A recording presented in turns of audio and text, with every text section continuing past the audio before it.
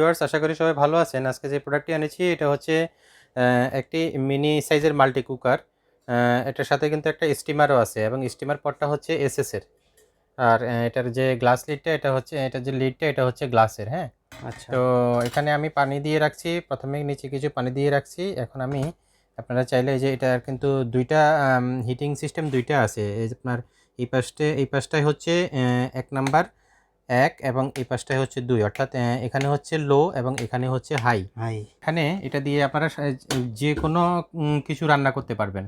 হ্যাঁ, যে কোনো কিছু মাল্টি বলতে কুকার আপনারা এটাতে আসলে। ভাত রান্না করতে পারবেন, জি। তারপরে যে কোনো কারি রান্না করতে পারবেন, বিরিয়ানি খিচুড়ি করতে পারবেন, বাচ্চাদের জন্য ছোটো ছোটো যে খিচুড়ি রান্না করে সেগুলা করতে পারবেন।